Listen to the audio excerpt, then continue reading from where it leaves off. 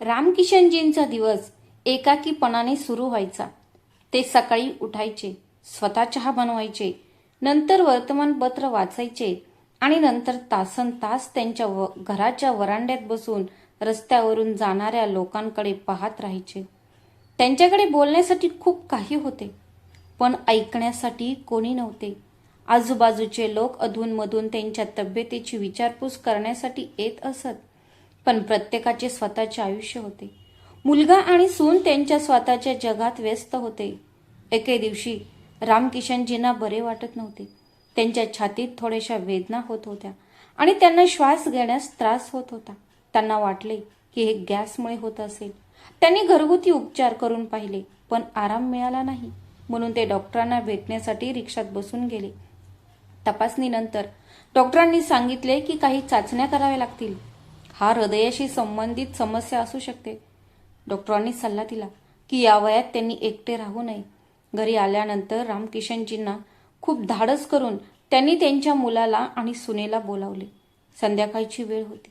त्यांना माहीत होते की सुनील ऑफिसमधून निघून गेला असेल. फोन वाजत राहिला, पण कॉल उचलला गेला नाही. रामकिशनजींनी 10 मिनिटे वाट पाहिली आणि पुन्हा प्रयत्न केला. यावेळी फोन उचलला गेला. दुसऱ्या बाजूने सुनीलचा आवाज आला. एक आवाज आला ज्यामध्ये चिडचिड स्पष्टपणे दिसत होती. त्यांच्या तब्येतीची विचारपूस न करता तो थेट म्हणाला, "हो बाबा, काय झाले ते सांगा. मी तुम्हाला किती वेळा सांगितले आहे की ऑफिसच्या वेळेत फोन करू नका." रामकिशनजींचा घसा कोरडा पडला. ते हळू आवाजात म्हणाले, "बाळा, संध्याकाळचे 7 वाजले आहेत. मला वाटले होते की तुम्ही मोकळे असाल." सुनील म्हणाला, "माझे काम 7 वाजता संपत नाही. माझी एका क्लायंटसोबत डिनर मीटिंग आहे. कृपया मला लवकर सांगा की काय काम आहे."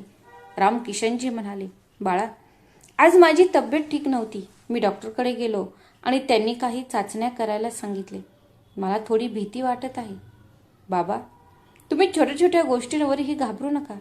तुम्ही चाचणी करून घ्या आणि मला रिपोर्ट पाठवा. मी येथून डॉक्टरांशी सलामसलत केल्यानंतर मी तुमचा सल्ला घेईन. आणि हो, पैशांची काळजी करू नका. मी ते आत्ताच तुमच्या खात्यात ट्रान्स्फर करेन. तुम्ही जाऊन चांगल्या रुग्णालयात स्वतःची तपासणी करू शकता. माझ्याकडे सध्या वेळ नाही. माझे प्रमोशन पुढच्या महिन्यात होणार आहे आणि मला बरीच उद्दिष्टे साध्य करायची आहेत." रामकिशनजी एवढेच म्हणाले, "हो बाळा, मला समजले.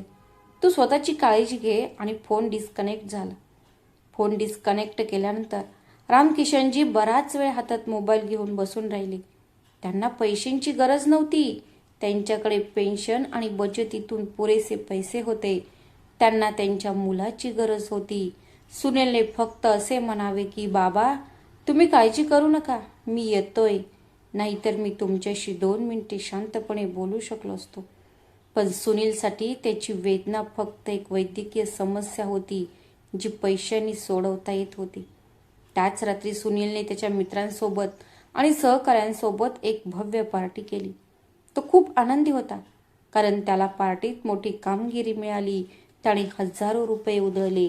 दरम्यान रामकिशनजी त्यांच्या पलंगावर पडले होते. त्यांच्या डोळ्यातून अश्रू वाहत होते. त्यांना वाटले, मी त्यांना खूप प्रेम देऊन त्याला बिघडवले का? मी त्यांना संघर्षाचे महत्त्व शिकवायला हवे होते का? पुढचे काही दिवस रामकिशनजींसाठी खूप कठीण होते. त्यांनी सर्व चाचण्या केल्या आणि अहवालात असे दिसून आले की त्यांचे हृदय दुखत आहे, धमन्यांमध्ये अडथळा निर्माण झाला आहे आणि लवकरच शस्त्रक्रिया करावी लागू शकते. ही बातमी ऐकून त्यांना आणखी एकटे वाटू लागले. त्यांनी रिपोर्टचा फोटो काढला आणि तो सुनीलला व्हॉट्सअप केला. 2 दिवस सुनीलकडून कोणताही प्रतिसाद मिळाला नाही. तिसऱ्या दिवशी संध्याकाळी सुनीलने फोन करून सांगितले, "हो बाबा, मी रिपोर्ट पाहिला. तो नॉर्मल आहे. या वयात ब्लॉकेजेस येणे सामान्य आहे. मी येथील एका तज्ज्ञाशी बोललो आहे. त्यांनी सांगितले की सध्या शस्त्रक्रिया करणे इतके तातडीचे नाही. तुम्ही औषधे घेणे सुरू करा आणि तुमच्या आहाराकडे लक्ष द्या. मी तुमच्यासाठी काही चांगली औषधे कुरिअर करून पाठवतो." रामकिशनजींचे मन दुखावले होते. डॉक्टरांनी त्यांना स्पष्टपणे सांगितले होते की धोका आहे, परंतु त्यांचा मुलगा ते हाताळू शकत नव्हता.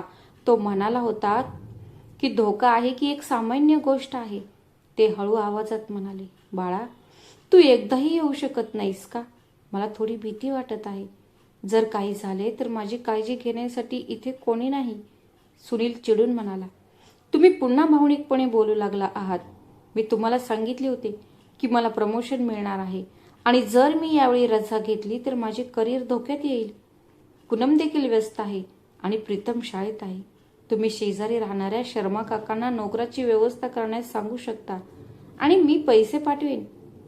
लहान मुलासारखे हट्टी होऊ नका, असे म्हणत त्यांनी फोन डिस्कनेक्ट केला. त्या दिवशी रामकिशनजींना जाणवले की त्यांचा मुलगा आता त्यांचा राहिला नाही. तो एक अशी मशीन बनला आहे ज्यामध्ये सहानुभूती नावाची कोणतीही गोष्ट उरली नाही. त्या दिवशी त्यांनी रडणे थांबवले. त्यांनी ठरवले की ते सुनीलकडून कधीही कोणतीही अपेक्षा ठेवणार नाहीत. दरम्यान दिल्लीत सुनील त्याच्या यशाच्या नशेत होता. त्याला असे वाटले की त्याने जग जिंकले आहे. तो त्याच्या कुटुंबासह परदेश दौऱ्याची योजना आखत होता. त्याला कल्पना नव्हती की ज्या वडिलांना तो जुन्या घरात हळूहळू मरण्यासाठी सोडून गेला होता त्यांच्या डोळ्यात अश्रू येतील. त्याने त्यांना मरण्यासाठी सोडले आहे. त्यांच्या अश्रूंची मोजणी सुरू झाली आहे. दरम्यान रामकिशनजींनी त्यांची दैनंदिन दिनचर्या बदलली होती. ते मंदिरात जास्त वेळ घालवू लागले होते. घराच्या शांततेपेक्षा तिथली शांतता त्यांना चांगली वाटत होती.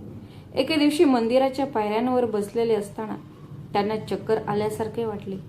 जवळ उभ्या असलेल्या एका व्यक्तीने त्यांची काळजी घेतली. तो माणूस दुसरा तिसरा कोणी नसून त्यांचा जुना विद्यार्थी रमेश होता. त्याच शहरात त्याचे एक छोटेसे दुकान होते. त्याने लगेच रामकिशनजींना पाणी दिले आणि विचारले, गुरुजी, तुम्ही ठीक आहात ना?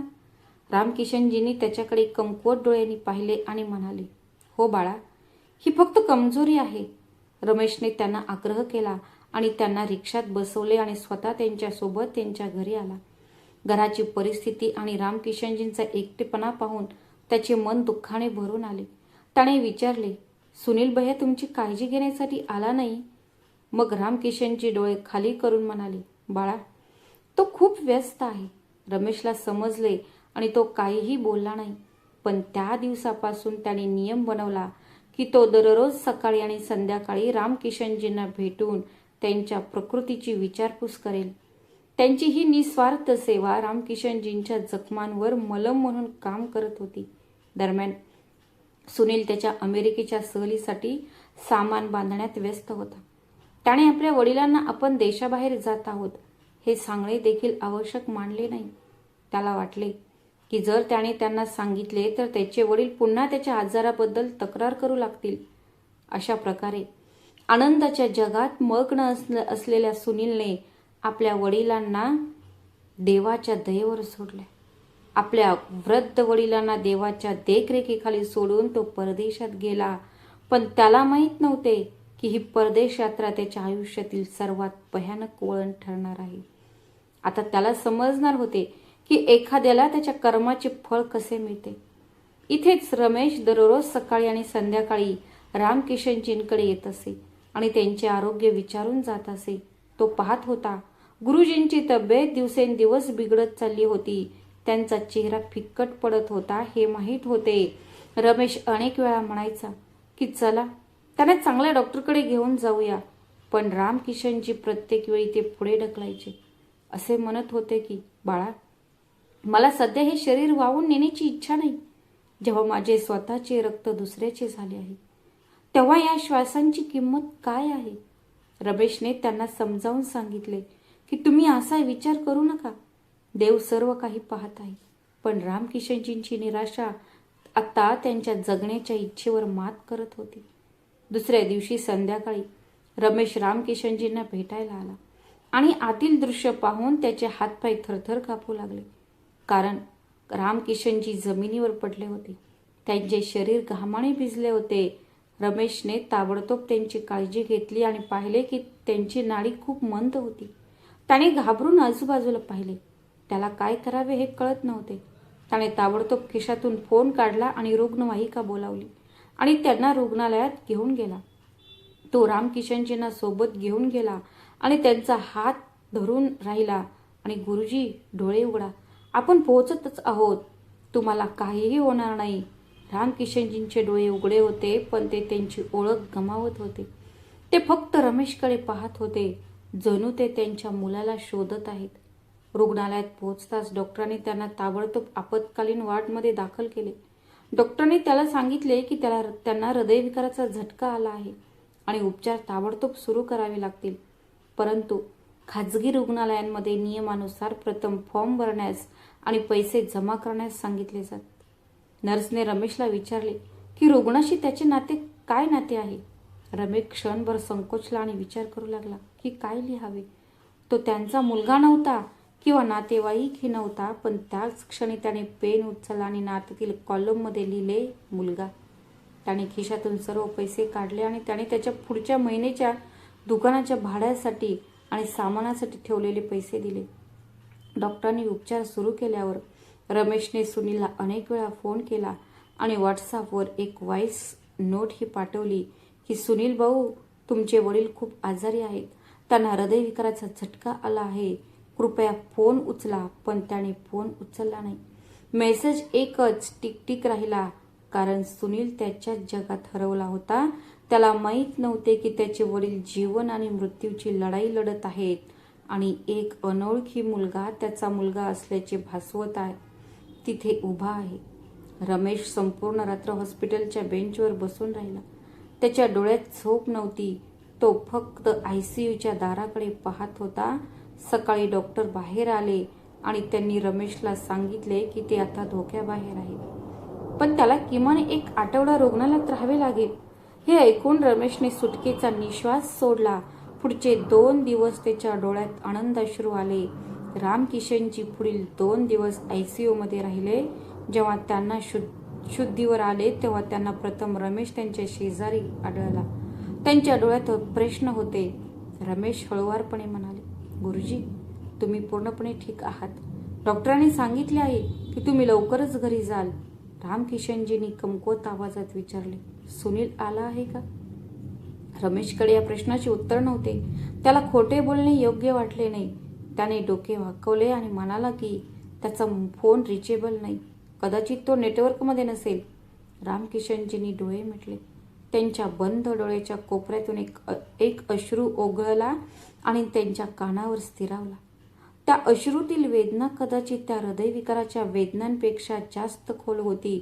सुमारे 10 दिवसांनी सुनील आणि पूनम भारतात परतले. विमानतळावर उतरताच सुनीलने त्याचा फोन चालू केला. नेटवर्कवर फोन येताच मिस्ड कॉलचा पूर आला. सुनीलने निराशेने त्याचा फोन पाहिला. त्याला रमेशचे 50हून अधिक मिस कॉल आणि डझनभर मेसेज दिसले. त्याला वाटले की त्याचे वडील दुसरे नाटक सुरू करत असतील.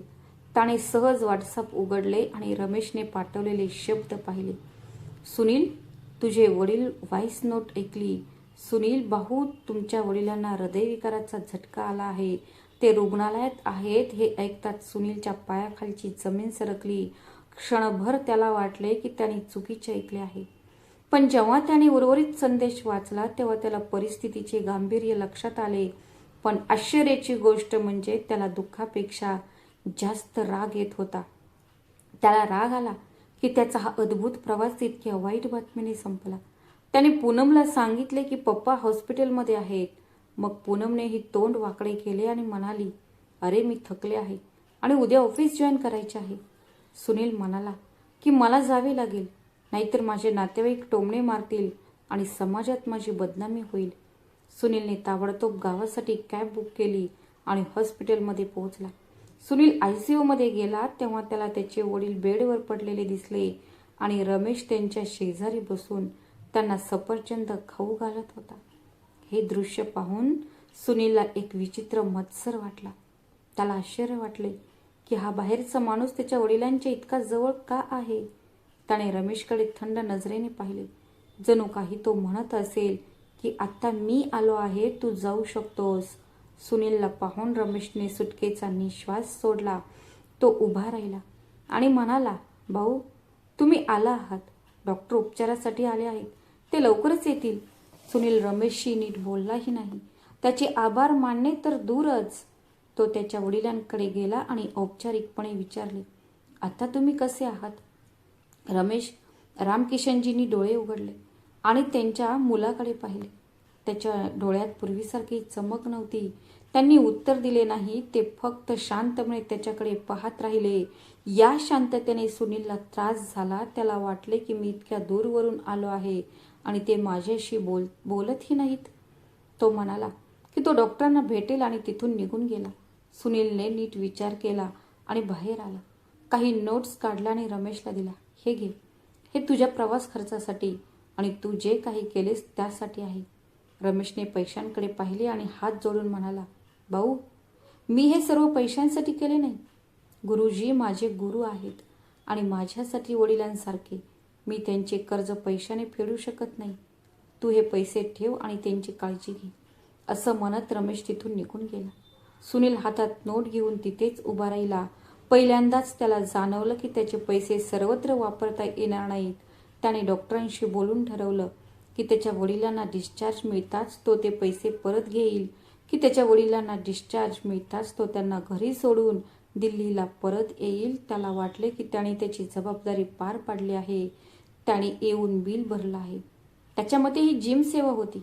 काही वेळाने जेव्हा डॉक्टर्स राऊंडसाठी आले तेव्हा सुनील लगेच त्याच्या जागेवरून उभा राहिला आणि डॉक्टरांकडे आला आणि म्हणाला, डॉक्टर साहेब, आपण त्यांना कधी डिस्चार्ज देऊ शकतो? खरं तर मला दिल्लीला परत जायचे आहे. माझी तिथे खूप महत्त्वाची मीटिंग आहे. त्यामुळे मी इथे जास्त वेळ राहू शकणार नाही. डॉक्टरांनी चष्म्यातून सुनीलकडे पाहिले. त्याच्या डोळ्यात एक विचित्र भाव होता. ते म्हणाले, मिस्टर सुनील, तुमच्या वडिलांना सध्या खूप विश्रांती आणि काळजीची गरज आहे. त्यांना हृदयविकाराचा झटका आला होता. त्यांना कमीत कमी 3 ते 4 दिवस निरीक्षणाखाली ठेवणे चांगले होईल. पण जर तुम्ही घरी पूर्ण वैद्यकीय सुविधा आणि 24 तास परिचारकांची व्यवस्था करू शकलात तर आपण त्यांना उद्या डिस्चार्ज देऊ शकतो. सुनीलचा चेहरा उजळला आणि तो लगेच म्हणाला, हो डॉक्टर साहेब, पैशांची काही काळजी नाही. तुम्ही सर्वोत्तम नर्सची व्यवस्था करा. मी पैसे देईन. फक्त मला उद्यापर्यंत मोकळे करा. डॉक्टरांनी रामकिशनजींकडे पाहिले, जे शांतपणे त्यांच्या मुलाच्या भीतीकडे पाहत होते. त्यांच्या डोळ्यात दुःख नव्हते, उलट त्यांच्यात एक स्वीकृती होती. त्यांनी स्वीकारले होते की तो आता फक्त त्यांच्या मुलाची जबाबदारी बनले आहेत, ज्यातून तो लवकरात लवकर मुक्त होऊ इच्छित होता. डॉक्टरांनी एक दीर्घ श्वास घेतला आणि म्हणाले, ठीक आहे, आपण त्यांना उद्या सकाळी डिस्चार्ज देऊ. पण लक्षात ठेवा की ते कोणत्याही प्रकारच्या तणावाखाली नसावेत. सुनील हसत म्हणाला, अहो डॉक्टर, ताण का? तो म्हणाला, अहो डॉक्टर साहेब, तुम्ही काळजी का करताय? मी आलो आहे आणि सगळं सांभाळेन. दुसऱ्या दिवशी सकाळी रामकिशनजींना हॉस्पिटलमधून डिस्चार्ज देण्यात आला. सुनीलने त्याच्या वडिलांना घरी घेऊन जाण्यासाठी गाडी मागवली. जेव्हा तो हॉस्पिटलमधून बाहेर आला तेव्हा रमेश गेटवर उभा होता. त्याच्या हातात काही फळे होती. सुनीलने त्याला पाहिले तेव्हा त्याच्या कपाळावर हास्य उमटले. एक कुजबूज झाली. त्याला वाटले की हा मुलगा पुन्हा सहानुभूती मिळवण्यासाठी आला आहे. रमेशने पुढे जाऊन रामकिशनजींचे पाय स्पर्श केले. तो म्हणाला, गुरुजी, तुम्ही आता बरे दिसत आहात. घरी जा आणि आराम करा. रामकिशनजींनी त्यांच्या डोक्यावर हात ठेवला. त्यांचा हात थरथरत होता, पण तो आशीर्वादांनी भरलेला होता. मग सुनील रमेशला म्हणाला, ठीक आहे, आत्ता आम्ही निघतोय. तू आम्हाला त्रास देऊ नकोस. रमेश काहीच बोलला नाही, फक्त मागे हटला. गाडी जुन्या वस्तीच्या रस्त्यांवर शिरली तेव्हा सुनीलच्या चेहऱ्यावर सुरकुत्या पडल्या. उघड्या गटारांची आणि सर्वत्र कचऱ्याच्या ढिगाऱ्यांची दुर्गंधी त्याला सहन होत नव्हती. त्याने ड्रायव्हरला खिडक्या वर करायला सांगितल्या. रामकिशनजी खिडकीतून बाहेर पाहत होते. हे रस्ते त्यांचे स्वतःचे होते. त्यांनी त्यांचे तारुण्य इथे धुळीत घालवले होते, पण आज त्यांच्या मुलाला या रस्त्यांचा तिटकारा होता. गाडी घराबाहेर थांबली. सुनील खाली उतरला आणि आजूबाजूला पाहिले. घराची अवस्था पाहून तो आणखीनच संतापला. भिंतीचे प्लास्टर कोसळत होते आणि गेट गंजले होते. घरात प्रवेश करताच एका विचित्र घाणेरड्या वासाने त्यांचे स्वागत केले. सुनीलने लगेच खिशातून रुमाल काढला आणि तो नाकावर ठेवला. त्याने हॉटेलमध्ये राहणाऱ्या पूनमला फोन केला आणि म्हणाला, पूनम, तू आता इथे येऊ नकोस. खूप घाण आहे. मी पप्पांना नीटनेटके करून परत येईन. तू सामान बांधायला सुरुवात कर. आपण उद्या सकाळी निघू. रामकिशनजी हळूहळू त्यांच्या खोलीत गेले. सर्व काही जसे त्यांनी ठेवले होते तसेच होते. बेडवर तीच जुनी चादर होती आणि टेबलावर त्यांच्या पत्नीचा फोटो. त्यांनी त्या फोटोकडे पाहिले आणि त्यांच्या चेहऱ्यावर एक मंद हास्य उमटले. जणू काही ते म्हणाले, तुम्ही निघून गेलात हे चांगले झाले. सुनीलने ताबडतोब एका सफाई कामगाराला बोलावले आणि घर स्वच्छ केले. त्याने शहरातील एका एजन्सीशी बोलून एका अटेंडंटचीही व्यवस्था केली. त्याच्याशी बोलल्यानंतर त्याने एका मदतनीसची व्यवस्था केली होती, जो रात्री तिथेच राहणार होता. संध्याकाळी जेव्हा सर्व व्यवस्था झाली तेव्हा सुनील रामकिशनजींकडे आला. तो खुर्ची ओढून त्यांच्यासमोर बसला आणि म्हणाला, पहा बाबा, मी सर्व व्यवस्था केली आहे. हा मुलगा आता तुमच्यासोबत 24 तास राहील. मी स्वयंपाकाची बाई लावली आहे. डॉक्टरांचा नंबर स्पीड डायलवर लावला आहे. आणि हो, मी तुमच्या खात्यात 1,00,000 ट्रान्सफर केले आहेत. जर काही आपत्कालीन परिस्थिती असेल तर तुम्ही ते वापरू शकता. रामकिशनजींनी त्यांच्या मुलाकडे पाहिले. त्यांनी पहिल्यांदाच आपले मौन तोडले आणि म्हणाले, बाळा, तू उद्याच निघणार आहेस? तर सुनीलने त्याची नजर टाळत म्हटले, हो बाबा, मी काय करू शकतो? मी असाही आहे. ऑफिसमध्ये खूप काम बाकी आहे. जर मी गेलो नाही तर माझी नोकरी धोक्यात येईल. आणि तरी आता तुम्ही धोक्याबाहेर आहे. इथे सर्व सुविधा उपलब्ध आहेत. रामकिशनजी एक दीर्घ श्वास घेत म्हणाले, हो बाळा, तू बरोबर म्हणतोयस की काम महत्वाचे आहे. तू जा आणि माझी काळजी करू नकोस. सुनीलला वाटले की त्याचे वडील सहमत झाले आहेत आणि त्याला आतून खूप दिलासा मिळाला. त्या रात्री घरात आणखी एक घटना घडली, ज्यामुळे या नात्यातील उर्वरित बंधन कमकुवत झाले. सुनील त्याच्या वडिलांच्या खोलीतील कपाटाजवळ काहीतरी शोधत होता. आवाज ऐकून रामकिशनजींचे डोळे उघडले आणि त्यांनी विचारले, बाळा, तू काय शोधत आहेस? सुनील थोडा घाबरला आणि म्हणाला, काही नाही बाबा, मी फक्त घराचे कागदपत्रे पाहत होतो. ते काय आहे? मला तुमच्या तब्येतीबद्दल काहीही खात्री नाही. देव करो जर तुम्हाला काही झाले तर नंतर खूप कायदेशीर गुंतागुंत निर्माण होईल. म्हणून मी विचार करत होतो की जर तुम्ही मृत्यूपत्र केले असते किंवा मालमत्तेची कागदपत्रे माझ्या नावावर केली असती तर ते सोपे झाले असते. मी तुमचा एकुलता एक मुलगा आहे म्हणून सर्व काही माझे आहे. परंतु कागदपत्रे पूर्ण झाली तर बरे होईल. रामकिशनजी स्तब्ध झाले. त्यांना त्यांच्या कानावर विश्वास बसत नव्हता. ते स्तब्ध झाले. नाती इतक्या खाली जाऊ शकतात का? पैशाच्या भुकेने मानवतेला इतके अधोगती दिली आहे का? त्यांनी सुनीलकडे पाहिले. तोच सुनील ज्याला त्यांनी छातीशी धरून झोपवले होते. रामकिशनजींचे हृदय पुन्हा एकदा तुटले. यावेळी आवाज नव्हता, पण वेदना पूर्वीपेक्षा जास्त तीव्र होत्या. ते अगदी शांत आवाजात म्हणाले, बाळा, कागदपत्रे कपाटाच्या वरच्या लॉकरमध्ये आहेत. चावी त्याच ड्रॉवरमध्ये ठेवली आहे. तू ते घे आणि तुझ्या सोयीनुसार ते कर. मला आता या गोष्टींची ओढ नाहीये. सुनील आनंदाने म्हणाला, धन्यवाद बाबा, तुम्ही खूप व्यावहारिक आहात. मी उद्या वकिलाशी बोलून कागदपत्रे तयार करेन. तुम्ही फक्त त्यावर सही करा. सुनीलने कागदपत्रे काढली आणि बॅगेत ठेवली. त्याला वाटले की त्याने एक मोठे काम पूर्ण केले आहे. तो आनंदाने झोपण्यासाठी त्याच्या खोलीत गेला. पण रामकिशनजींना त्या रात्री झोप येत नव्हती. त्या रात्री छत त्यांच्या मनात सतत घोळत राहिले. ते रात्रभर त्या छताकडे पाहत राहिले. त्यांच्या मनात एक वादळ घोंगावत होते. त्यांना समजले की त्यांनी खूप मोठी चूक केली आहे. त्यांनी आपल्या मुलाला सुविधा दिल्या, पण चांगल्या संस्कारांना ते रुजवू शकले नाहीत. त्यांनी त्याला उडायला शिकवले, पण त्याच्या मुळांशी जोडायला शिकवले नाही. आणि आज त्याला त्याचे फळ मिळत होते. दुसऱ्या दिवशी सकाळी सुनील कपडे घालून आला आणि त्याच्या चेहऱ्यावर एक विचित्र चमक होती, जणू काही त्याने लढाई जिंकली आहे. पूनम देखील हॉटेलमधून थेट आली होती. ती गाडीत बसून हॉर्न वाजवत होती. सुनील म्हणाला, बाबा, मी जात आहे. स्वतःची काळजी घ्या. मी तुम्हाला फोन करत राहीन. आणि हो, तुमची औषधे वेळेवर घेत राहा. रामकिशनजींच्या तोंडून एवढेच निघाले, आनंदी राहा. सुनील वळला आणि पटकन बाहेर पडला. त्याने एकदाही मागे वळून पाहिले नाही. गाडी धूळ उडवत निघून गेली. रामकिशनजी खुर्चीवर बसून गाडीत जाताना पाहत राहिले. जेव्हा गाडी त्यांच्या नजरेआड झाली तेव्हा रमेश तिथे आला आणि गुरुजी एकटेच बसलेले पाहिले. तो त्याच्याकडे आला आणि म्हणाला, गुरुजी, तो गेला आहे. रामकिशनजी म्हणाले, हो बाळा, तो गेला आहे.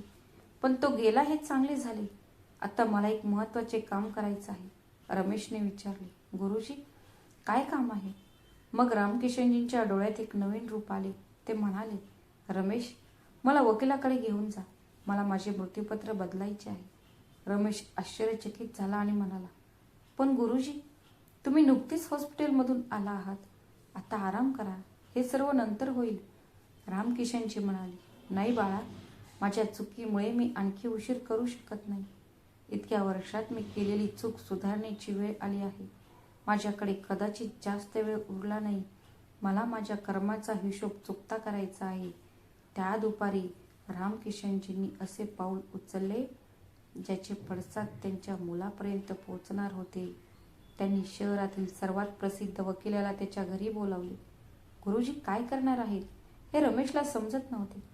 संध्याकाळी निघताना वकील म्हणाले, तुम्ही खात्री बाळगा. मी उद्याच सर्व कागदपत्रे तयार करून नोंदणी करेन. त्यानंतर जगातील कोणतीही शक्ती तुमच्या निर्णयाला आव्हान देऊ शकत नाही. रामकिशनजी हात जोडून त्यांचे स्वागत केले. वकील निघून गेल्यानंतर रामकिशनजींच्या चेहऱ्यावर एक विचित्र शांतता होती जी त्यांना गेल्या अनेक वर्षात जाणवली नव्हती. दरम्यान दिल्लीला जाताना सुनील खूप आनंदी होता आणि पूनमला सांगत होता, बघ, मी तुला सांगितले होते की बाबा सहमत होतील. आता ही मालमत्ताही आपली होईल. ते विकून आपण एक शॉप कॉम्प्लेक्सही बांधू शकतो. पूनम ही आनंदी होती. ती म्हणाली, हो, ही चांगली कल्पना आहे. तरीही तिथे राहायला कोण जाईल? तुम्ही वेळेवर बोललात हे चांगले झाले. पती पत्नी दोघेही त्यांच्या जगात मग्न होते. त्यांना हेही कळले नाही की त्यांच्या वडिलांनी परिस्थिती बदलली आहे, ज्यामुळे ते असहाय्य झाले आणि ज्याला ते असहाय्य म्हातारा समजत होते त्यानेच परिस्थिती उलटली आहे. त्यांनी त्यांच्या आयुष्यातील सर्वात मोठी खेळी खेळली आहे. पुढच्या काही दिवसात रामकिशनजींची तब्येत झपाट्याने सुधारली. कदाचित मनावरील ओझे हलके झाल्यावर शरीरही सहकार्य करू लागले. दुसरीकडे सुनील तो खूप आनंदी होता. त्याच्याकडे घराची जुनी कागदपत्रे होती आणि त्याच्या वडिलांची तोंडी संमतीही होती. तो त्याच्या मित्रांशी आणि एजंटशी बोलू लागला होता की तो जुना वाडा चांगल्या किमतीत कसा विकता येईल. पूनमलाही आनंद झाला की तिच्या डोक्यावरून एक मोठी जबाबदारी निघाली. दोघेही आठवड्याच्या शेवटी मित्रांसोबत पार्टी करायला बाहेर गेले होते. दोघेही आठवड्याच्या शेवटी मित्रांसोबत पार्टी करत होते आणि येणाऱ्या पैशांची स्वप्ने पाहत होते. दरम्यान रामकिशनजी पूर्वीपेक्षा शांत आणि आनंदी दिसत होते. सुनीलच्या आगमनापूर्वी त्यांच्या चेहऱ्यावर काळजीच्या रेषा नव्हत्या. रमेश आता त्यांची पूर्ण काळजी घेत होता. मी तुम्हाला फोन करत राहीन आणि हो, तुमची औषधे वेळेवर घेत राहा. रामकिशनजींच्या तोंडून एवढेच निघाले, आनंदी राहा. सुनील वळला आणि पटकन बाहेर पडला. त्याने एकदाही मागे वळून पाहिले नाही. गाडी धूळ उडवत निघून गेली. रामकिशनजी खुर्चीवर बसून गाडी जाताना पाहत राहिले. जेव्हा गाडी त्यांच्या नजरे आड झाली तेव्हा रमेश तिथे आला आणि गुरुजी एकटेच बसलेले पाहिले. तो त्यांच्याकडे आला आणि म्हणाला, गुरुजी, तो गेला आहे. रामकिशनजी म्हणाले, हो बाळा, तो गेला आहे. पण तो गेला हे चांगले झाले. आता मला एक महत्त्वाचे काम करायचे आहे. रमेशने विचारले, गुरुजी, काय काम आहे? मग रामकिशनजींच्या डोळ्यात एक नवीन रूप आले. ते म्हणाले, रमेश, मला वकिलाकडे घेऊन जा. मला माझे मृत्यूपत्र बदलायचं आहे. रमेश आश्चर्यचकित झाला आणि म्हणाला, पण गुरुजी, तुम्ही नुकतीच हॉस्पिटलमधून आला आहात. आता आराम करा. हे सर्व नंतर होईल. रामकिशनजी म्हणाले, नाही बाळा, माझ्या चुकीमुळे मी आणखी उशीर करू शकत नाही. इतक्या वर्षात मी केलेली चूक सुधारण्याची वेळ आली आहे. माझ्याकडे कदाचित जास्त वेळ उरला नाही. मला माझ्या कर्माचा हिशोब चुकता करायचा आहे. त्या दुपारी रामकिशनजींनी असे पाऊल उचलले ज्याचे पडसाद त्यांच्या मुलापर्यंत पोचणार होते. त्यांनी शहरातील सर्वात प्रसिद्ध वकिलाला त्याच्या घरी बोलावले. गुरुजी, काय करणार आहेत हे रमेशला समजत नव्हते. संध्याकाळी निघताना वकील म्हणाले, तुम्ही खात्री बाळगा. मी उद्याच सर्व कागदपत्रे तयार करून नोंदणी करेन. त्यानंतर जगातील कोणतीही शक्ती तुमच्या निर्णयाला आव्हान देऊ शकत नाही. रामकिशनजी हात जोडून त्यांचे स्वागत केले. वकील निघून गेल्यानंतर रामकिशनजींच्या चेहऱ्यावर एक विचित्र शांतता होती जी त्यांना गेल्या अनेक वर्षात जाणवली नव्हती. दरम्यान दिल्लीला जाताना सुनील खूप आनंदी होता आणि पूनमला सांगत होता, बघ, मी तुला सांगितले होते की बाबा सहमत होतील. आता ही मालमत्ताही आपली होईल. ती विकून आपण एक शॉपिंग कॉम्प्लेक्सही बांधू शकतो. पूनम ही आनंदी होती. ती म्हणाली, हो, ही चांगली कल्पना आहे. तरीही तिथे राहायला कोण जाईल? तुम्ही वेळेवर बोललात हे चांगले झाले. पती पत्नी दोघेही त्यांच्या जगात मग्न होते. त्यांना हेही कळले नाही की त्यांच्या वडिलांनी परिस्थिती बदलली आहे, ज्यामुळे ते असहाय्य झाले आणि ज्याला ते असहाय्य म्हातारा समजत होते त्यानेच परिस्थिती उलटली आहे. त्यांनी त्यांच्या आयुष्यातील सर्वात मोठी खेळी खेळली आहे. पुढच्या काही दिवसात रामकिशनजींची तब्येत झपाट्याने सुधारली. कदाचित मनावरील ओझे हलके झाल्यावर शरीरही सहकार्य करू लागले. दुसरीकडे सुनील तो खूप आनंदी होता. त्याच्याकडे घराची जुनी कागदपत्रे होती आणि त्याच्या वडिलांची तोंडी संमतीही होती. तो त्याच्या मित्रांशी आणि एजंटशी बोलू लागला होता की तो जुना वाडा चांगल्या किमतीत कसा विकता येईल. पूनमलाही आनंद झाला की तिच्या डोक्यावरून एक मोठी जबाबदारी निघाली. दोघेही आठवड्याच्या शेवटी मित्रांसोबत पार्टी करायला बाहेर गेले होते. दोघेही आठवड्याच्या शेवटी मित्रांसोबत पार्टी करत होते आणि येणाऱ्या पैशांची स्वप्ने पाहत होते. दरम्यान रामकिशनजी पूर्वीपेक्षा शांत आणि आनंदी दिसत होते. सुनीलच्या आगमनापूर्वी त्यांच्या चेहऱ्यावर काळजीच्या रेषा नव्हत्या. रमेश आता त्यांची पूर्ण काळजी घेत होता. संध्याकाळी जेव्हा रमेश दुकान बंद करून येत असे तेव्हा ते दोघेही वरांड्यात बसून चहा पित असत आणि गप्पा मारत असत. सुमारे 1 महिन्यानंतर सुनीलच्या दिल्लीतील कार्यालयात एक कुरिअर आलं. सुनील त्याच्या केबिनमध्ये बसून प्रेझेंटेशनची तयारी करत होता तेव्हा शिपाई आला आणि त्याला एक पिवळा लिफाफा टेबलावर ठेवला होता. सुनीलने ते न पाहता बाजूला ठेवले. त्याला वाटले की ते काहीतरी सूचना किंवा क्रेडिट कार्ड किंवा बिल असेल. जेवणानंतर जेव्हा तो मोकळा झाला तेव्हा त्याची नजर त्या लिफाफ्यावर पडली. त्यावर पाठवणाऱ्याचे नाव वाचून तो थक्क झाला. त्यावर लिहिले होते, सब रजिस्टर ऑफिस सुलतानपूर. सुनीलला धक्का बसला. त्याने लिफाफा उघडला आणि आतून बाहेर आलेला कागद वाचून सुनीलच्या पायाखालची जमीन सरकल्याचे त्याला जाणवले. हा कागद सामान्य नव्हता, ती कायदेशीर नोटीस होती. त्यात स्पष्टपणे लिहिले होते की रामकिशनने त्याचे मृत्यूपत्र बदलले आहे. त्या घरावर किंवा कोणत्याही मालमत्तेवर कोणताही कायदेशीर अधिकार नाही. त्या नोटीसवर तळाशी रामकिशनजींची स्वाक्षरी होती आणि रमेशचे नाव साक्षीदार म्हणून लिहिले होते. सुनीलला त्याच्या डोळ्यांवर विश्वास बसत नव्हता. त्याने 2दा पेपर वाचला आणि त्याला वाटले की तो चेष्टा करत आहे. त्याने लगेच त्याचा फोन काढला आणि त्याच्या वकिलाला फोन केला. वकिलाने व्हॉट्सअपवर नोटीसची प्रत मागितली आणि ती वाचल्यानंतर त्याला सांगितले की ती पूर्णपणे खरी आणि कायदेशीर आहे. तुमच्या वडिलांनी त्यांची मालमत्ता पुन्हा नोंदणीकृत केली आहे आणि सर्व जुने दावे फेटाळले आहेत.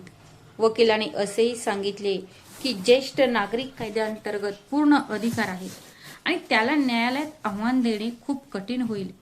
सुनील रागाने लाल झाला आणि त्याने फोन बंद केला. त्याने शाप दिला की त्या म्हाताऱ्याने माझ्यावर युक्ती केली आहे आणि तीही त्या स्वस्त दुकानदार रमेशच्या संगनमताने. सुनीलने लगेच पूनमला फोन केला. पूनम ऑफिसमध्ये होती आणि जेव्हा तिने हे ऐकले तेव्हा तिलाही धक्का बसला. तिची पहिली प्रतिक्रिया अशी होती की रमेशने तिच्या वडिलांची दिशाभूल केली असावी. म्हातारपणात मन कमकुवत होते आणि लोक भावनेतून असे निर्णय घेतात. ती म्हणाली की आपल्याला आत्ताच सुलतानपूरला जावे लागेल. ते घर दुसऱ्याच्या नावावर हस्तांतरित करण्यापूर्वी आपल्याला त्यांना थांबवावे लागेल. सुनील म्हणाला की नोटीसनुसार त्यांनी ते आधीच केले आहे, पण मी असे हार मानणार नाही. त्या घरावर माझा पूर्ण अधिकार आहे. मी त्या रमेशला सोडणार नाही. सुनीलने ऑफिसमधून इमर्जन्सी रजा घेतली आणि त्याची गाडी बाहेर काढली. तो रागाने इतका वेडा झाला होता की त्याला ट्रॅफिक किंवा सिग्नलचीही जाणीव नव्हती. तो रामकिशनजींना वारंवार फोन करत होता, पण रामकिशनजींनी त्यांचा फोन बंद केला होता. ही गोष्ट त्याच्या मनाला आणखीनच जळजळ करत होती. त्याला असे वाटत होते की त्याचे वडील जाणून बुजून त्याच्याकडे दुर्लक्ष करत आहेत.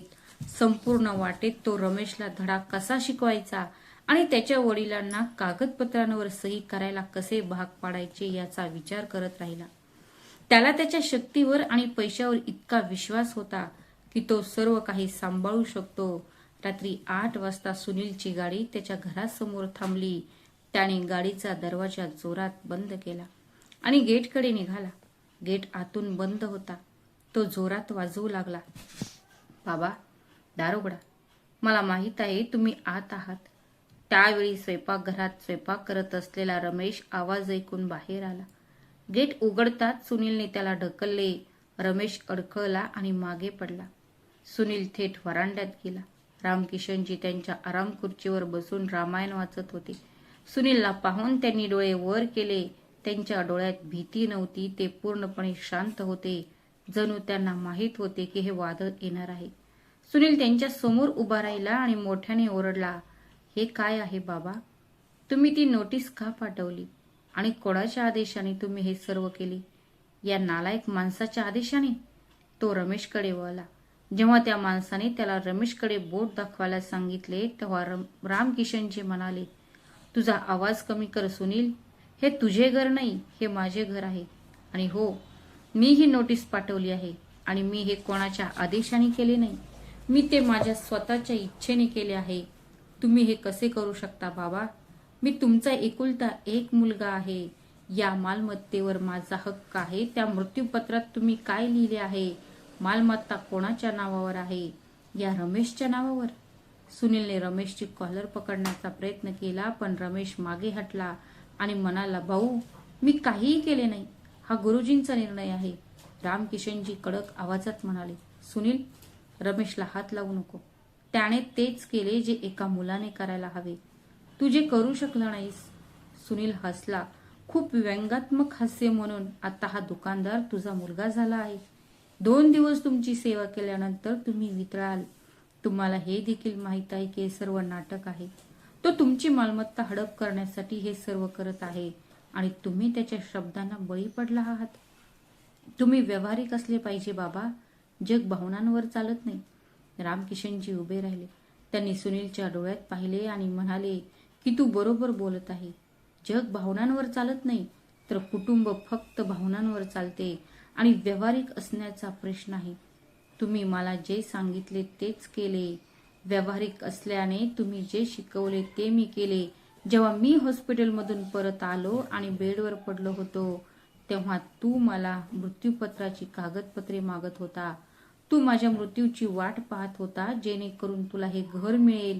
त्या दिवशी मला कळले की माझा मुलगा मेला आहे. माझ्या समोर उभा असलेला फक्त एक व्यापारी सुनील तिथे उभा होता. सुनील थोडासा गोंधळला. त्याचे वडील असे म्हणतील अशी त्याला अपेक्षा नव्हती. तो बचावात्मक स्वरात म्हणाला, बाबा, तुम्ही गैरसमज करत आहात. मी फक्त माझे भविष्य सुरक्षित करत होतो. तुम्ही गेल्यानंतर गोष्टी गुंतागुंतीच्या होऊ नयेत म्हणून मी हे बोलत होतो. रामकिशनजींनी हात वर करून त्याला गप्प केले. मी गेल्यानंतर काय होईल याची काळजी करू नको. मी माझी व्यवस्था केली आहे. हे घर आता एका ट्रस्टच्या नावावर आहे जो या शहरातील गरीब आणि असहाय्य वृद्धांना मदत करेल आणि रमेश त्या ट्रस्टचा काळजीवाहू आहे. आता या घरात तुमचा कोणताही अधिकार नाही. हे घर त्या लोकांचे असेल ज्यांना त्यांच्याच लोकांनी नाकारले आहे. सुनीलला धक्का बसला. तुम्ही हे घर ट्रस्टला दान केले आहे बाबा? तुम्ही वेडेच झाला आहात बाबा. ही कोट्यावधींची मालमत्ता आहे. तुम्ही ती अशा प्रकारे कोणत्याही ट्रस्टला देऊ शकत नाही. मी न्यायालयात जाईन. मी सिद्ध करेन की तुम्ही मानसिकदृष्ट्या अस्थिर आहात. मग पूनम पुढे आली आणि म्हणाली, हो बाबा, तुम्ही काय म्हणत आहात? हा आमच्या मुलाचा हक्क आहे. तुम्ही तुमच्या नातवाचा हक्क कसा मारू शकता? रामकिशनजींनी पूनमकडे पाहिले आणि म्हणाले, गेल्या 5 वर्षात प्रीतम किती वेळा आजोबांशी बोलला. तू त्याला इथे किती वेळा आणले आहेस? हक्क हे रक्ताच्या नात्यावर नव्हे तर नात्यांवर आधारित असतात. जेव्हा नाते संबंध नसतात तेव्हा अधिकार काय आणि कोर्टात जाण्याचा प्रश्न आहे. तुझ्या इच्छेनुसार जा. मी माझा वैद्यकीय अहवाल आणि मानसिक संस्थेकडून आणि नोंदणीकृत व्यक्तीसमोर प्रमाणपत्र देखील दिले आहे. तू काहीही करू शकणार नाहीस. सुनील निराशेने सोफ्यावर पडला. त्याला विश्वासच बसत नव्हता की हा तोच बाप आहे जो त्याच्या प्रत्येक गोष्टीला नेहमीच मान्यता देत असे, त्याच्या हकेला धावून येत असे. आज तो इतका कठोर कसा झाला? त्याचा अहंकार तुटत चालला होता. त्याने शेवटचा डाव केला. त्याचा आवाज मंदावला आणि म्हणाला, बाबा, मी चूक केली. मी कामात व्यस्त होतो म्हणून मी लक्ष देऊ शकलो नाही. पण याचा अर्थ असा नाही की तुम्ही मला घराबाहेर काढाल. मी तुमचाच मुलगा आहे. लोक काय म्हणतील? समाजात आपला आदर काय राहील? रामकिशनजींनी एक दीर्घ श्वास घेतला. त्यांच्या डोळ्यात राग नव्हता तर करुणा होती. ते म्हणाले की त्याच दिवशी आदर संपला ज्या दिवशी एका वडिलांना त्याच्या मुलाच्या प्रेमाची भीक मागावी लागली. लोक काय म्हणतील? लोक हे तेव्हाही म्हणत होते की जेव्हा मी इथे एकटाच त्रास सहन करत होतो आणि तू परदेशात फिरत होतास. आता मला लोकांची पर्वा नाही. माझी शांती यात आहे की मी कमावलेली संपत्ती अशा व्यक्तीसाठी उपयोगी पडावी जी त्याची खरोखर कदर करते. सुनील रागाने म्हणाला, ठीक आहे, जर तुम्हाला असे वाटत असेल तर लक्षात ठेवा, जेव्हा तुम्ही आजारी पडाल आणि पैशांची गरज पडेल तेव्हा हे ट्रस्ट किंवा हे रमेश काही कामाचे होणार नाहीत. तर माझ्याकडे येऊ नका. रामकिशनजी हसले आणि म्हणाले, तुला त्याची गरज भासणार नाही बाळा. मी माझे पेन्शन आणि इतर बचत ट्रस्टमध्ये जमा केली आहे. तिथे माझी सेवा आणि आदर केला जाईल. तसेच वडिलांना रुग्णालयात सोडून गेलेला मुलगा जर तो निघून जाणे इतका हट्टी असेल तर त्याच्याकडून काय अपेक्षा ठेवावी? सुनीलला असा विचार करणे मूर्खपणाचे होते की तो इथे आणखी काळ राहील. काही उपयोग नाही. तो आधीच हरला आहे. त्याने पूनमचा हात धरला आणि म्हणाला, चल इथून जाऊया. त्यांना वाटतं की तुम्ही त्या माणसाला त्याच्या स्वतःच्या मर्जीवर सोडलं पाहिजे. त्या माणसाला त्याच्याच विचारांवर सोडा. त्यांना वाटतं की पैसे देऊन ते मोठे होतील.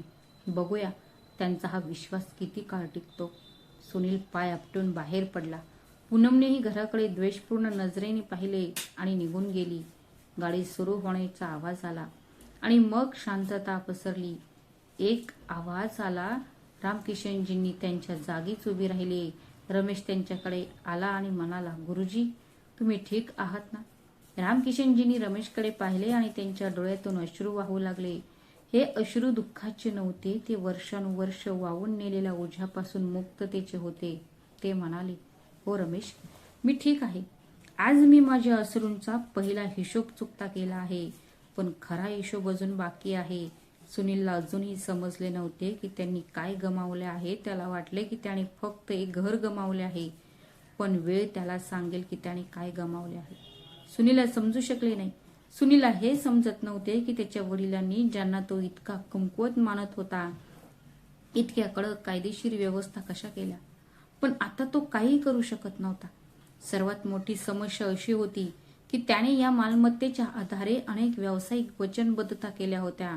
त्याला वाटले की तिथून त्याला खूप पैसे मिळतील, ज्यामुळे त्याला मदत होईल, ज्यामुळे त्याला त्याचे काही जुने कर्ज फेडण्यास मदत होईल आणि त्याच्या नवीन गाडीचे EMI देखील भरण्यास मदत होईल. आता संपूर्ण भार त्याच्या डोक्यावर आला. या तणावात काही महिने गेले. त्याचे संपूर्ण लक्ष मालमत्तेच्या समस्या आणि आर्थिक वादांवर होते, ज्यामुळे त्याचे कामावरील लक्ष कमी झाले. त्याचे लक्ष विचलित झाले आणि तो ऑफिसमध्ये चिडचिडा होऊ लागला. विनाकारण त्याच्या टीमवर ओरडणे ही त्याची सवय झाली होती. त्याला ज्या पदोन्नतीची अपेक्षा होती ती कंपनीने रोखली आणि मग एके दिवशी असे काही घडले ज्याने कधीही कल्पना केली नव्हती. कंपनीचे जागतिक ऑडिट झाले आणि त्यात सुनीलच्या विभागात अनेक त्रुटी आढळून आल्या. व्यवस्थापनाने ते गांभीर्याने घेतले. दुसऱ्या दिवशी जेव्हा सुनील ऑफिसमध्ये पोहोचला तेव्हा त्याला HR प्रमुखाच्या केबिनमध्ये बोलवण्यात आले. तिथले वातावरण खूप कडक होते. HRने त्याला एक लिफाफा दिला. तो टर्मिनेशन लेटर नव्हतं, तर तो त्याहूनही वाईट होता. त्याला पदावनत करण्यात आले आणि त्याचे पगार अर्ध्यावर आणण्यात आला. त्याला असा इशाराही देण्यात आला की जर पुढील 3 महिन्यात त्याची कामगिरी सुधारली नाही तर तो त्याची नोकरी गमावेल. सुनीलसाठी हा एक मोठा धक्का होता. आता जेव्हा त्याची प्रोफाईल मोठ्या पगारावर आधारित होते, आता जेव्हा त्याचा पगार अर्धा झाला होता, तेव्हा त्याला घराचा EMI आणि मुलाची फी भरणे अशक्य झाले होते. त्या संध्याकाळी सुनील घरी पोहोचला तेव्हा तो पूर्णपणे तुटला होता. त्याने हे सर्व पूनमला सांगितले आणि त्याला आशा होती की पूनम त्याला पाठिंबा देईल आणि सर्व काही ठीक आहे असे म्हणेल. पण पूनमची प्रतिक्रिया पूर्णपणे विरुद्ध होती. ती रागवली आणि म्हणाली की तू इतकी बेफिकीर कशी असू शकतोस? तुला माहिती आहे आपले खर्च किती आहेत? आता आपण प्रीतमची फी कशी भरणार? माझ्या किटी पार्टीचे काय होईल? आपण पुढच्या महिन्यात युरोपला जाणार होतो, त्याचे काय होईल? तू तुझ्या अहंकारामुळे सर्व काही उद्ध्वस्त केलेस. आधी तू ती मालमत्ता गमावलीस आणि आता तू तुझी नोकरीही धोक्यात घातलीस. तू नंबर 1 हारलेला आहेस. तोटा हे शब्द सुनीलच्या हृदयात बाणासारखे टोचले. ज्या पत्नीसाठी तो त्याच्या वडिलांना सोडून गेला होता, आज तीच पत्नी त्याला तोट्यात म्हणत होती. आता त्याची प्रकृती दिवसेंदिवस बिघडत चालली होती. एके दिवशी तणावामुळे त्याला ऑफिसमध्ये चक्कर आली आणि कलिग्स त्याला हॉस्पिटलमध्ये घेऊन गेले. जेव्हा त्याने डोळे उघडले तेव्हा पूनम त्याच्या शेजारी बसली होती. पण तिच्या चेहऱ्यावर काळजीपेक्षा राग जास्त होता. ती म्हणाली की डॉक्टरांनी तुला आरामाची गरज आहे असे सांगितले आहे, पण तू कसा आराम करणार? घराचा EMI बाउन्स झाला आहे. बँकेचे लोक फोन करत आहेत. ते म्हणत आहेत की जर पुढच्या आठवड्यापर्यंत पैसे दिले नाहीत तर ते घर सील करण्याची नोटीस पाठवतील. सुनीलने त्याच्या बंद डोळ्यातील अश्रू पुसले. आज तो स्वतःच्या जीवनाचा गुलाम झाला होता. दुसऱ्या दिवशी डिस्चार्ज मिळाल्यानंतर तो घरी आला तेव्हा त्याला वाटले की हे घर त्याला खायला उठत आहे. भिंतीवरील महागड्या पेंटिंग्स त्याची थट्टा करत होत्या. त्याला जाणवले की हे 4 भिंतींचे घर नव्हते. ते फक्त विटा आणि दगडांनी बनलेले बांधकाम होते. गावात त्याने मागे सोडलेले घर होते, ज्या घरात भिंती ओल्या होत्या पण नात्यांचा उबदारपणाही होता. जिथे जमीन कच्ची होती पण लोकांची मने मजबूत होती. त्याने ठरवले की आता पुरे झाले आणि त्याला त्याच्या पापांचे प्रायश्चित्त करावे लागेल. पण आता खूप उशीर झाला नाही का? त्याचे वडील त्याला माफ करतील का? त्या रात्री सुनीलने त्याचा अहंकार पूर्णपणे सोडून दिला आणि दुसऱ्या दिवशी सकाळी तो त्याच्या गावी निघून गेला. संपूर्ण मार्गात त्याला असे वाटले की तो गावाकडे निघाला. संपूर्ण वाटेत तो विचार करत होता की तो त्याच्या वडिलांमुळे वाहून गेलेल्या अश्रूंची परतफेड करू शकेल का? तो गावात पोहोचला तेव्हा संध्याकाळ झाली होती. शहरातील रस्ते तसेच होते पण सुनीलची दृष्टी बदलली होती. आज त्याला ती माती आणि चिखल दिसत नव्हता, उलट त्याला आपलेपणाची भावना दिसत होती. तो संकोच करत त्याच्या घराकडे निघाला. त्याला भीती वाटत होती की त्याचे वडील त्याला बाहेर ढकलतील. घराजवळ पोहोचताच त्याला आतून ढोलक आणि झाजांचा आवाज ऐकू आला. भजन चालू होते. गेट उघडे होते. सुनील आत गेला. समोरचे दृश्य पाहून तो अंगणात थांबला. अंगणात सुमारे 50 लोक बसले होते. सुनील कोपऱ्यात उभा होता. त्याला पुढे जाण्याची हिंमत नव्हती, पण तरीही त्याने हाक मारली, बाबा. मग सर्वांच्या नजरा दाराकडे वळल्या. रामकिशनजींनी चष्मा जुळवत निरखून पाहिले. क्षणभर शांतता पसरली. सुनीलचे डोळे खाली होते आणि तो गुन्हेगारासारखा उभा होता. तो रामकिशनजींकडे हळूहळू चालत गेला आणि त्यांच्या पाया पडला आणि मोठ्याने रडू लागला. बाबा, मला माफ करा. मी खूप मोठी चूक केली आहे. मी आंधळा झालो आहे. मला माझ्या कृतींची शिक्षा झाली आहे. कृपया मला माफ करा. मला फक्त एक संधी द्या आणि मी सगळं ठीक करेन. रामकिशनजींनी एक दीर्घ श्वास घेतला आणि म्हणाले, बाळा, काही नाती तेव्हाच चांगली दिसतात जेव्हा त्यांची वेळीच काळजी घेतली पाहिजे. जेव्हा प्रियजनांचे हृदय तुटते तेव्हा क्षमा देखील ती वेदना परत आणू शकत नाही. आज तुला पश्चाताप होत आहे, पण त्या दिवशी तुला एकदाही वाटले नाही की तू एका वृद्ध वडिलांना असहाय्य सोडून जात आहेस. त्यांनी एक दीर्घ श्वास घेतला आणि म्हणाले, मी तुला शाप देणार नाही, पण आता माझ्या हृदयात तुझ्यासाठी जागा उरली नाही. तू जाऊ शकतोस. हे ऐकून सुनीलच्या डोळ्यात अश्रू आले. तो काही क्षण तिथेच बसून राहिला. कदाचित त्याचे वडील त्याला थांबवतील अशी आशा होती, पण रामकिशनजी शांतपणे भजन म्हणायला बसले. सुनील हळूहळू उठला आणि पुन्हा एकदा त्याच्या घराकडे पाहिले. त्याने त्याचे बालपण घालवलेल्या अंगणाकडे पाहिले आणि नंतर जड पावलांनी बाहेर पडला आणि तो चालायला लागला. त्या दिवशी त्याला पहिल्यांदाच समजले की काही निर्णय आयुष्य बदलतात आणि काही चुका अशा असतात की त्या माफ करता येत नाहीत. मित्रांनो, जगातील प्रत्येक चूक माफ करता येते, पण आई वडिलांच्या मनाला झालेल्या दुखापतीची वेदना कधीही माफ करता येत नाही. म्हणून वेळीच तुमच्या आई वडिलांचा आदर करा, कारण जेव्हा ते जातात तेव्हा जगातील कोणतीही संपत्ती आई वडिलांची पोकळी भरून काढू शकत नाही. तर मित्रांनो, रामकिशनजींनी त्यांच्या मुलाला माफ न करून बरोबर केले की चूक? कृपया तुमचे मत कमेंट बॉक्समध्ये शेअर करा. जर तुम्हाला कथा आवडली असेल तर व्हिडिओला लाईक करा, शेअर करा आणि आमच्या चॅनलवर नवीन असाल तर चॅनलला सबस्क्राईब करायला विसरू नका. भेटूया अशाच आणखी एका नवीन कथेत. तोपर्यंत स्वतःची आणि तुमच्या प्रियजनांची काळजी घ्या. श्री स्वामी समर्थ. धन्यवाद.